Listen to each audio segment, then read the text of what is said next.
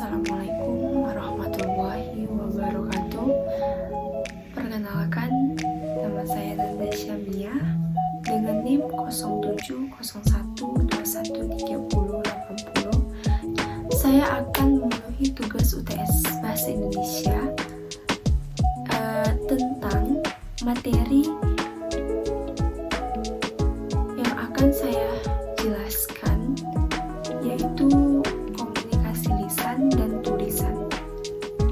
Langsung saja saya akan menjelaskan pengertian dari atau definisi dari komunikasi.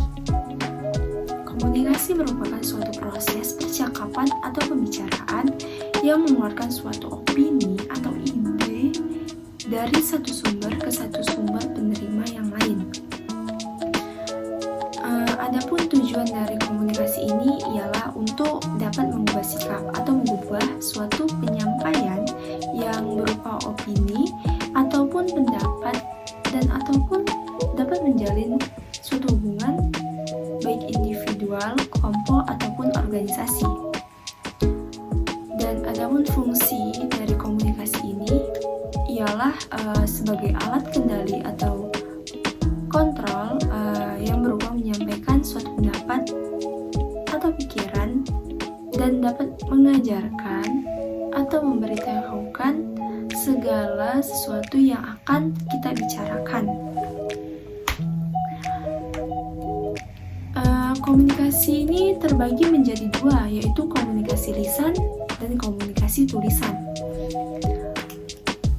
Komunikasi lisan ini merupakan suatu proses penyampaian pesan yang dimana dapat mengucapkan suatu kata-kata melalui seseorang langsung sehingga munculnya suatu penerima, seperti saat orang berbicara ataupun saat berbicaranya itu tatap muka, seperti mahasiswa dengan dosen. Selanjutnya itu komunikasi lisan itu terbagi menjadi dua. Yang pertama itu berbicara. Yang kedua itu mendengarkan. Berbicara terbagi menjadi dua. Yang pertama itu formal dan yang kedua itu non formal atau informal. Yang formal contohnya itu ada seperti kita berbicara di depan umum atau khalayak ramai, seperti kita berpidato, berceramah, ataupun mengungkapkan suatu hal-hal yang penting. Itu namanya formal. Sedangkan informal contohnya itu meliputi kita bercakap atau percakapan kita itu melalui telepon atau kita menyampaikan suatu di dalam pengumuman. Itu namanya informal. Adapun berdasarkan metode penyampaiannya itu yaitu dapat menyampaikan secara mendadak atau impromptu.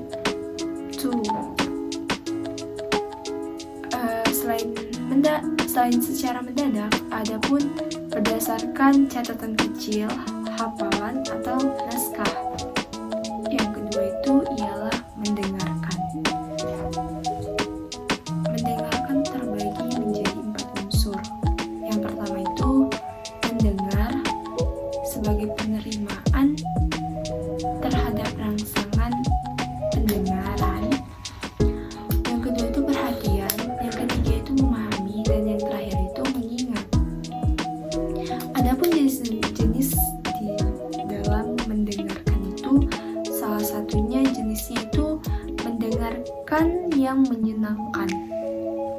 Misalnya ketika kita bercakap-cakap, bercanda, ataupun hiburan di radio atau di TV. Yang kedua itu mendengarkan secara diskriminatif. Misalnya itu fokus mencari informasi-informasi tertentu. Misalnya informasi di dalam perkuliahan setelah kita membahas tentang komunikasi lisan, berikutnya ini adalah komunikasi tulisan. Dan pengertian dari komunikasi tulisan ini merupakan komunikasi yang dilakukan dengan tulisan atau melalui tulisan dalam mengekspresikan suatu ide, pendapat atau pikiran dan perasaan yang dapat mewakili suatu bahasa yang dimengerti oleh orang lain. Tujuan dalam komunikasi tulisan ini yaitu untuk membangun suatu itikat yang baik dalam hubungan satu sama lain. Adapun jenis-jenis dalam menulis, yang pertama itu eksposisi.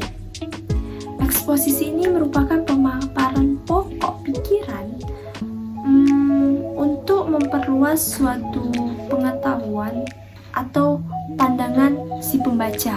Yang kedua itu ialah deskripsi. Deskripsi ini merupakan penggambaran dengan kata-kata tentang suatu benda, tempat, suasana, ataupun suatu keadaan. Yang ketiga, narasi yang merupakan menceritakan suatu rangkaian peristiwa atau pengalaman manusia. Selanjutnya, yang keempat ini argumentasi. Argumentasi ini adalah meyakinkan atau mempengaruhi pembaca agar menerima pendapatnya. Yang terakhir ini adalah persuasi. Persuasi ini berusaha mempengaruhi pembaca menuruti ajakannya. Adapun tujuan dalam menulis salah satunya itu karena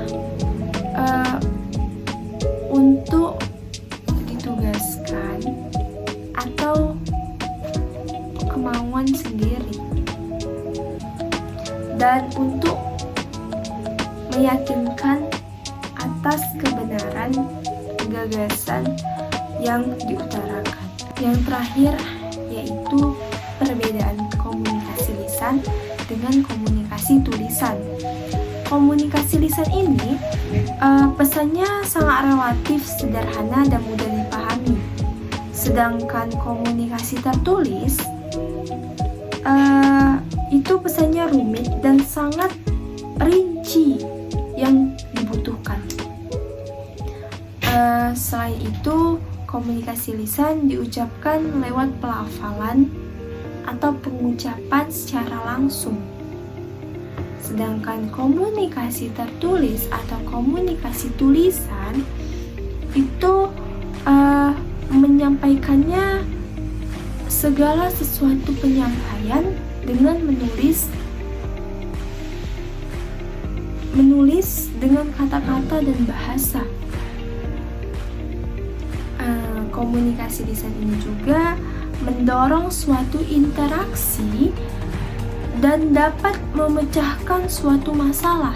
Sedangkan komunikasi tulisan itu meminimalkan peluang terjadinya distorsi yang terjadi ketika pesan disampaikan secara lisan. Baik, itu saja yang bisa saya jelaskan tentang materi komunikasi lisan dan komunikasi tulisan. Sekian dari saya ucapkan terima kasih. Wassalamualaikum warahmatullahi wabarakatuh.